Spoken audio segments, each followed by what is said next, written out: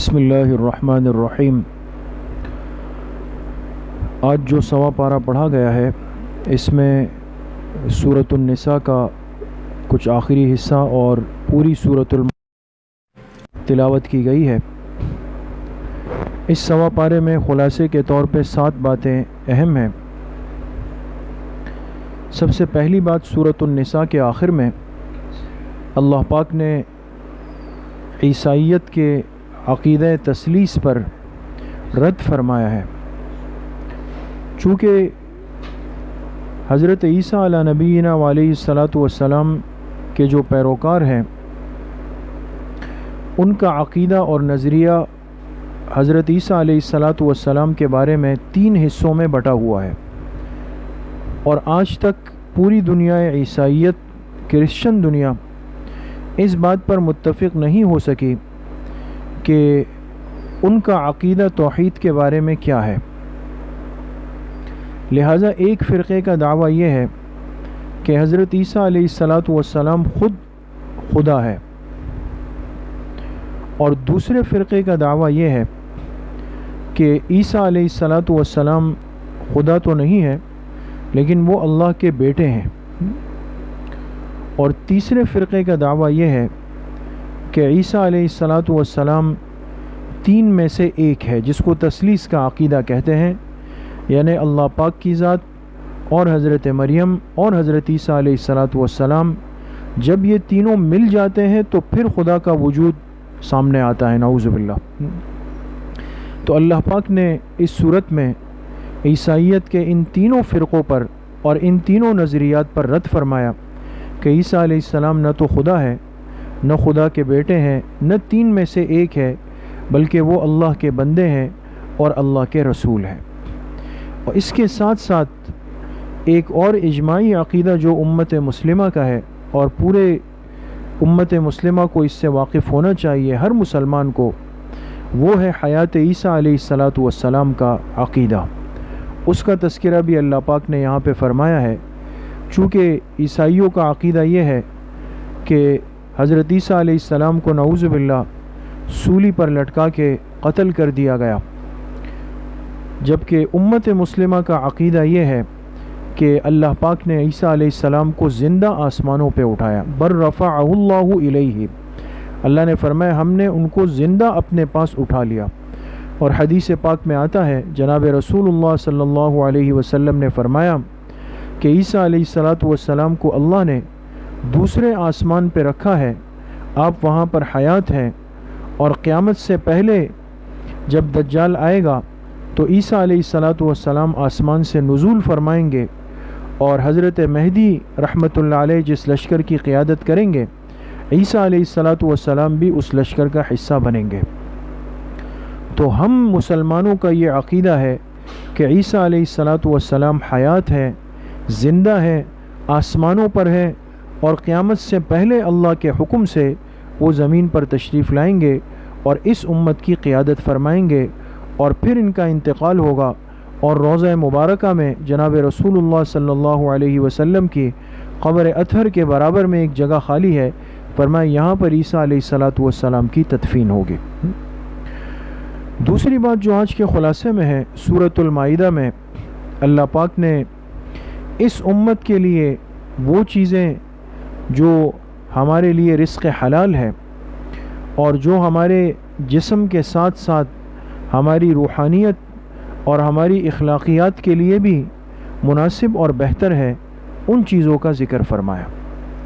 اس دنیا میں اللہ پاک نے بہت ساری چیزیں پیدا فرمائی ہیں، اور بہت ساری مخلوقات، حیوانات، جاندار پیدا فرمائے ہیں، لیکن ان سب کو انسان کے لیے حلال نہیں فرمایا، بلکہ مخصوص جانور رکھے جن کا گوشت اللہ پاک نے انسان کے لیے حلال کیا۔ کیوں؟ اس کی وجہ یہ ہے کہ انسان جو غذا کھاتا ہے، جو خوراک کھاتا ہے، اور جو کھانا اپنے حلق سے معدے میں اتارتا ہے، تو یہ صرف ایسا نہیں کہ اس کا پیٹ بھر گیا، بلکہ انسان کی غذا کا اثر اس کے جسم کے ساتھ ساتھ اس کی فکر پر، اس کی سوچ پر، اس کے اخلاق پہ پڑتا ہے۔ اس لیے آج دنیا میں وہ قومیں اور وہ ممالک جنہوں نے حلال حرام کی تمیز کو ختم کیا، اور ہر چیز کو کھایا، چاہے وہ حلال ہے یا حرام ہے، انہوں نے یہ فرق نہیں کیا، تو ان کی اخلاقی زندگی تباہ ہو کر رہ گئی۔ انہوں نے محارم کی تمیز کو، اپنے اور پرایوں کی تمیز کو ختم کیا، ان کی زندگی اور حیوانی زندگی میں کوئی فرق باقی نہیں رہا۔ اس لیے اس امت کے لیے اللہ پاک نے پاکیزہ چیزیں رکھی اور فرمایا کہ خنزیر ہے، بہنے والا خون ہے، مردار جانور ہے، اسی طرح وہ جانور جس کو غیر اللہ کے نام پہ ذبح کیا جائے، یہ ساری چیزیں اللہ پاک نے اس امت کے حق میں حرام کر دی۔ تو حلال چیزیں اس امت کے حق میں اللہ پاک نے رکھی تاکہ جسم کے ساتھ ساتھ ہماری اخلاقیات، ہماری روحانیت اور ہماری سوچ اور فکر بھی محفوظ رہے۔ تیسری بات جو آج کے خلاصے میں ہے، اللہ پاک نے سورۃ المائدہ میں ہماری جسمانی صفائی ستھرائی، نظافت اور طہارت کے لیے دو چیزوں کا حکم دیا۔ چونکہ دین اسلام ایک پاکیزہ اور صاف ستھرا دین ہے اور صفائی ستھرائی کی ترغیب دیتا ہے اور اس کو پسند کرتا ہے، اس لیے فرمایا ان اللہ یحب التوابین ویحب المتطہرین، اللہ پاک پاک صاف رہنے والوں سے محبت فرماتے ہیں۔ تو صفائی ستھرائی اس دین کا ایک امتیاز ہے، ایک وصف ہے۔ تو حکم دیا اس امت کو کہ اگر اس کو ناپاکی لگ جائے، پھر ناپاکی کی دو قسمیں اللہ پاک نے بیان فرمائی، ایک کو حدث اصغر کہتے ہیں اور ایک کو حدث اکبر کہتے ہیں۔ ہماری زبان میں آپ یہ سمجھ لیں کہ ایک چھوٹی ناپاکی ہے جس میں انسان کا وضو ٹوٹ جائے، جیسے انسان پیشاب کے تقاضے کے لیے چلا گیا، یا ریح خارج ہو گئی، یا جسم سے خون نکل گیا، یہ حدث اصغر چھوٹی ناپاکی ہے۔ اور ایک ہے حدث اکبر جس کو بڑی ناپاکی کہتے ہیں۔ بڑی ناپاکی کا مطلب یہ ہے کہ اگر انسان پر غسل فرض ہو جائے، اب غسل کب فرض ہوگا، یہ ہر مسلمان کی ذمہ داری ہے کہ اس مسئلے کو سمجھ لیں کہ بالغ ہونے کے بعد اللہ پاک نے انسان کے جسم میں ایک فطری تقاضا رکھا ہے، اگر اس کے جسم سے اس کا مادہ منویہ نکل جائے، چاہے خواب میں نکلے، چاہے بیداری میں نکلے، چاہے ہم بستری کی حالت میں نکلے، تو یہ حدث اکبر ہے۔ تو اگر انسان کو حدث اصغر چھوٹی ناپاکی لگ جائے تو وضو کا حکم دیا، اور اگر بڑی ناپاکی لگ جائے تو اس کو غسل کا حکم دیا، اور غسل میں انسان کو فرمایا فطہروا، خوب پاکی حاصل کر لو۔ تو بحیثیت ایک مسلمان کے ہماری ذمہ داری ہے کہ ہم اپنے جسم کی صفائی ستھرائی، طہارت اور نظافت کا بھی اہتمام کریں۔ اور دیکھیں ایک مسلمان کی کتنی خوش نصیبی ہے، آج جس وبا کی کیفیت سے پوری دنیا گزر رہی ہے، اس پر سب کا اتفاق ہے، چاہے کافر یا مسلمان ہے، کہ اس کا سب سے پہلا اور بنیادی حل اور علاج وہ جسم کی صفائی ستھرائی۔ کہتے بھئی ہاتھ کو دھو کے آئیں، فلاں چیز سے دھو کے آئیں، سینیٹائزر سے ہو کے آئیں۔ مسلمان کے لیے تو مسئلہ نہیں، اس کو تو 5 وقت وضو کرنا ہے، 5 وقت ہم نے اپنے جسم کو دھونا ہے۔ ہمارے لیے غسل کو سنت کیا گیا اور حدث اکبر کی صورت میں غسل کو فرض کیا گیا۔ تو مسلمان کا جسم تو صاف ستھرا ہے، اس لیے اس وبا کی کیفیت میں اللہ پاک نے مسلمان کی حفاظت فرمائی۔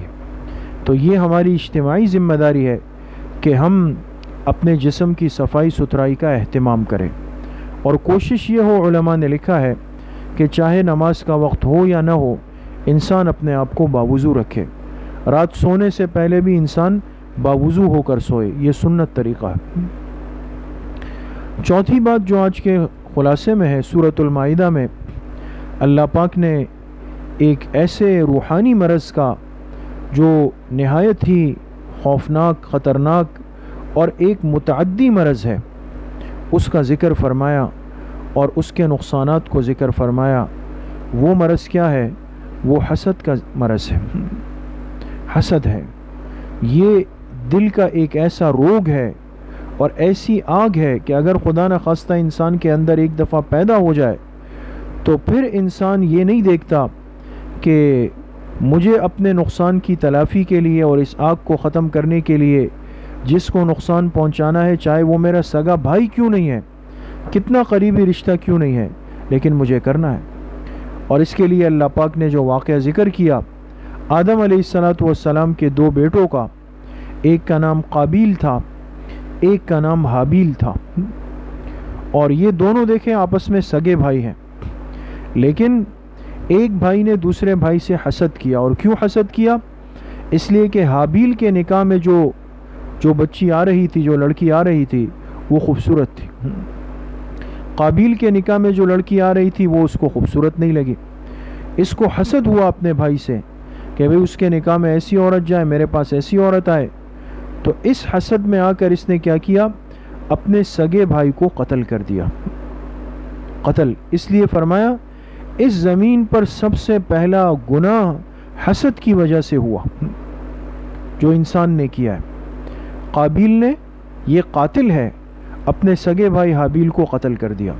اس لیے حدیث پاک میں آتا ہے، جناب رسول اللہ صلی اللہ علیہ وسلم نے فرمایا کہ چونکہ قابیل نے اس گناہ کی بنیاد رکھی قتل کی، اس سے پہلے نہیں ہوا، لہٰذا اب قیامت تک جتنے قتل ناحق ہوں گے تو قابیل کے نامہ اعمال میں بھی اس کو لکھا جاتا رہے گا، اس لیے کہ یہ اس گناہ کی بنیاد رکھنے والا ہے. تو اس روحانی مرض کی اصلاح کی بہت بڑی ضرورت ہے. انسان اس آگ سے اپنے آپ کو بچائے. پانچویں بات جو آج کے خلاصے میں ہے، اللہ پاک نے ذکر فرمایا ان سزاؤں کا جو مختلف قسم کے جرائم پر، مختلف قسم کے گناہوں پر اللہ پاک نے مقرر فرمائے ہیں. یہ بات اچھی طرح سمجھنی چاہیے کہ اس کائنات کے نظام کو صحیح سمت اور صحیح رخ پر چلانے کے لیے اور ہر انسان کو ظلم سے بچانے کے لیے اور انصاف کا معاملہ کرنے کے لیے ضروری ہے کہ اس معاشرے میں، اس زمین پر سزاؤں کا نظام ہو اور سزاؤں کا نفاذ ہو. اور یہ انسان کی عقل اس کا فیصلہ کرتی ہے. ایک انسان ایک چھوٹے سے گھر میں ہوتا ہے، 4-5 افراد کا سربراہ ہوتا ہے، لیکن دیکھیں ایک بچہ غلطی کر لے، کوئی چیز توڑ دے، والد کے جیب سے پیسے نکال لے، والدہ کی جیب سے کوئی چیز چوری کر لے، تو بڑے اس پر آنکھیں بند نہیں کریں گے، اس کو شاباش نہیں دیں گے، بلکہ اس کو مناسب حد میں رہتے ہوئے سزا دیں گے. چاہے وہ روئے گا، چیخے گا، چلائے گا، لیکن ماں باپ کیا کہیں گے؟ بھئی آج اگر اس بچے کو تنبیہ نہیں کی، یہ کل بڑا ہو کے بڑا چور بن جائے گا. عقل انسانی یہ فیصلہ کرتی ہے کہ جرم کی سزا ہونی چاہیے، اور جس معاشرے میں سزاؤں کا نفاذ ختم ہوتا ہے وہاں پھر اندھیر نگری چوپٹ راج ہوتا ہے. پھر ظالم کا ظلم دن بدن بڑھتا چلا جاتا ہے اور مظلوم بیچارہ دن بدن مظلوم ہوتا چلا جاتا ہے. اس لیے اللہ پاک نے دین اسلام میں ایک مبارک نظام کو رکھا جس کو حدود کا نظام کہا جاتا ہے. شرعی سزائیں، شرعی سزائیں اللہ پاک نے خود مقرر فرمائی. لہٰذا اس صورت میں، سورۃ المائدہ میں 2 گناہوں کا ذکر ہے، ایک چوری کا اور ایک ڈاکے کا. چوری کو عربی میں سرقہ کہتے ہیں اور ڈاکے کو عربی میں محاربہ کہتے ہیں. ان دونوں کی سزائیں اللہ پاک نے ذکر فرمائی کہ اگر کوئی شخص چوری کر لے تو اگر اس کی چوری ثابت ہو جائے تو ایک اسلامی عدالت کی ذمہ داری ہے کہ اس کو سزا دے، اس کا ہاتھ کاٹ دے. اور اگر ایک ڈاکو ڈاکہ ڈال دے، چونکہ یہ بڑا جرم ہے جو سب کے سامنے ہوتا ہے، اور یہ ثابت ہو جائے، اس ڈاکو کو پکڑ لیا جائے، تو اسلامی عدالت کی حاکم کی ذمہ داری ہے کہ اس ڈاکو کو جو ہے لٹکا دیا جائے اور اس کو نیزہ مار کے قتل کر دیا جائے. جس معاشرے میں شرعی سزائیں نافذ ہوتی ہے وہاں لوگ امن کے ساتھ، سکون اور عافیت کے ساتھ رہتے ہیں. اور جہاں ان سزاؤں کا نفاذ ختم ہوا، اس دنیا کے ہر ملک کے اندر آج بدامنی ہے، بدنظمی ہے، اور لوگ خوف کی حالت میں زندگی گزارتے ہیں. چھٹی بات جو آج کے خلاصے میں ہے، اللہ پاک نے ذکر فرمایا سورۃ المائدہ میں ایمان یعنی قسموں کا.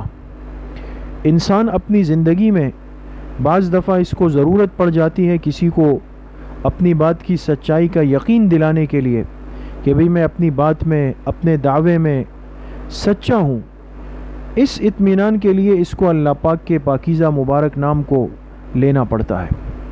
اب انسان جب اللہ کا نام لے اور کسی کو کہے کہ اللہ کی قسم یہ چیز میری ہے، یا اللہ کی قسم یہ کام میں نے نہیں کیا، تو دیکھیں اللہ کا پاکیزہ اور بابرکت نام انسان جب لیتا ہے تاکہ سامنے والا میری بات سے مطمئن ہو جائے، یقین آ جائے، اس کو عربی میں یمین کہتے ہیں، اردو میں ہم اس کو قسم کہتے ہیں۔